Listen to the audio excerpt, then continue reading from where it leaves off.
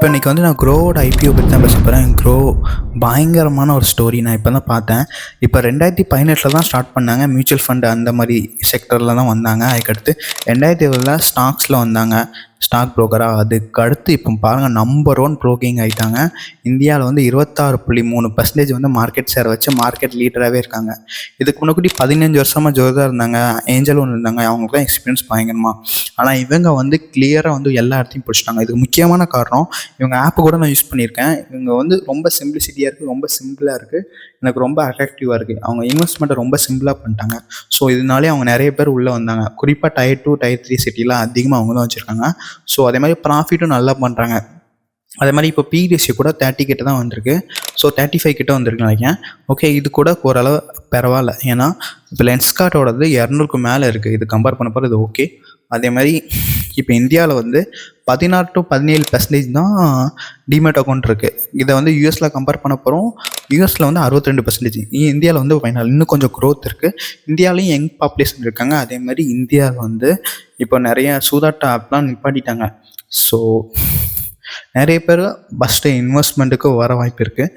Trading தான் நிறைய பேர் போவாங்க, அது ஒரு விஷயம். அது ரொம்ப ரொம்ப மோசம், அது ஒரு விஷயம். ஆனால் இவங்களுக்கு அதில் பெனிஃபிட் கண்டிப்பாக இருக்கும். ஓகே, இது வந்து கிளியர் கட்டாக தெரியுது. ஓகே, க்ரோவோட ஃபவுண்டர்ஸ் வந்து ஃபஸ்ட்டு ஃப்ளிப்கார்ட்டில் தான் ஒர்க் பண்ணிருந்தாங்க. ஸோ அதுக்கடுத்து வேறு ஏதாவது பிளான் பண்ணு சொல்லி தான் க்ரோவை ஸ்டார்ட் பண்ணாங்க. ஸ்டார்டிங்கில் வந்து மியூச்சுவல் ஃபண்டு தான், அக்ரிகேட்டர் தான் இருந்தாங்க. இப்போ வந்து என்பிஎஃப்சியாகவும் இருக்காங்க, லோனும் கொடுக்க ஆரம்பிச்சிட்டாங்க, மியூச்சுவல் ஃபண்டில் இருக்காங்க. அடுத்து மறுபடியும் அவங்க வந்து இன்டர்நேஷ்னல் ஸ்டாக்ஸ் அதையும் கொண்டு வரலான்னு இருக்காங்க. Okay, so wealth management, okay, mutual fund எல்லாமே இருக்குது. சூப்பராக இருக்குது என்னை பொறுத்த வரைக்கும். நான் க்ரோ ஆப்பையும் நல்லா யூஸ் பண்ண, ரொம்ப சிம்பிளிசிட்டியாக ரொம்ப சிம்பிளாக இருக்குது. எனக்கும் ரொம்ப பிடிச்சிருக்கு. ஓகே, கம்பெனியில் என்ன தெரியுமா பிரச்சனை, செபி வந்து கொஞ்சம் ரொம்ப ஸ்ட்ரிக்டாக வராங்க F&O செக்டரில். F&O செக்டரில் தான் அதிகமாக ப்ராஃபிட் வரும் உங்களுக்கு. ஸோ அதில் ரொம்ப டைட் பண்ணுறாங்க, பண்ணக்கூடாதுன்னு சொல்லி. ஏன்னா ரீட்டைல் இன்வெஸ்ட் 93% லாஸ் தான் பண்ணுறாங்க. ஸோ அதை டைட் பண்ண இவங்களோட ப்ராஃபிட் எல்லாமே அடிப்படும். குவார்டர் ஆன் குவார்டர் வந்து கொஞ்சம் கம்மியாக இருக்குது. ஸோ ஆனால் இயர் ஆன் இயர்லாம் நல்லா கூடியிருக்கு. ஸோ ஒரு நல்ல ப்ராஃபிட் தான். ஓகே, என்னை பொறுத்த வரைக்கும் இப்போ வந்து ஐபிஓவில் ப்ரைஸ் வந்து 95 to 100 rupees போட்டிருக்காங்க. ஸோ என்னை பொறுத்த வரைக்கும் இது நல்ல ஐபிஓ தான். என்னை பொறுத்த வரைக்கும் உங்கள் கருத்தை கண்டிப்பாக கமெண்ட் பண்ணுங்கள். ஓகே, அதே மாதிரி க்ரோ வந்து ஆக்சுவலாக சொல்கிறேன், க்ரோ வந்து 5 இயர்ஸில் நம்பர் 1 பொசிஷன், அதுவும் ஸ்டாக் ப்ரோக்கரேஜில் பண்ணியிருக்க விஷயம் வந்து ரொம்ப ரொம்ப ரொம்ப ரொம்ப பாராட்டத்தக்க விஷயம். ஸோ அவங்களோட க்ரோத் வந்து சூப்பராக இருக்குது. ஸோ அந்த க்ரோத்துக்கு ஏற்ப தான் அவங்க வந்து இப்போ வந்து பிடிஎஸ்சி பண்ணியிருக்காங்க. 30 வந்து என்னை பொறுத்த வரைக்கும் ஓகே மாதிரி தான் இருக்குது. ஓகே, நீங்கள் க்ரோ ஆப் யூஸ் பண்ணலன்னா நான் லிங்க் கொடுக்குறேன் டிஸ்கிரிப்ஷனில். எனக்கு கண்டிப்பாக லிங்க் யூஸ் பண்ணி பாருங்கள். என்னை பொறுத்த வரைக்கும் ரொம்ப ரொம்ப ரொம்ப ரொம்ப சிம்பிளாக இருக்குது.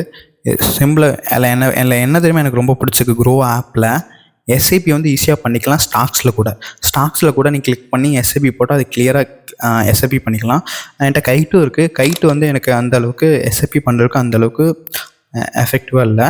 அதே மாதிரி இது எனக்கு ரொம்ப பிடிச்சிருக்கு. மியூச்சுவல் ஃபண்ட்லேயும் ஒரே இதில் வந்துடுது. ஸோ இது எனக்கு பிடிச்சிருக்கு. ஓகே, ஆக்சுவலாக என்னோட அதிகமான போர்ட்ஃபோலியோ வந்து கைட்டில் தான் இருக்குது.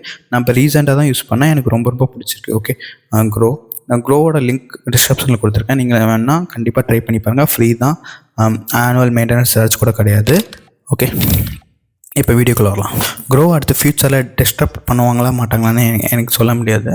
ஆனால் இப்போதைக்கு அவங்க நல்ல மார்க்கெட் லீடராக இருக்காங்க. அதுவும் 5 இயர்ஸில் க்ரோத் வந்து ரொம்ப ரொம்ப ரொம்ப பெரிய விஷயம். இது வந்து ஓகே, இது வந்து நல்ல ஒரு க்ரோத்திங் செக்டர் தான். ஆனால் இருக்கல என்ன தெரியுமா பிரச்சனை, செபி வந்து ரொம்ப டைட் பண்ணுறாங்க. ஸோ இதனால இவங்களோட ப்ராஃபிட் அடிப்படும். நம்ம வந்து யூஎஸில் நடக்குதோ அது இந்தியாவில் கொஞ்சம் வருஷம் கழிச்சு நடந்தது. ஸோ இப்போ 62% வந்து ஸ்டாக் மார்க்கெட்டில் டிமேட் அக்கௌண்ட் வச்சுருக்காங்க யூஎஸில்.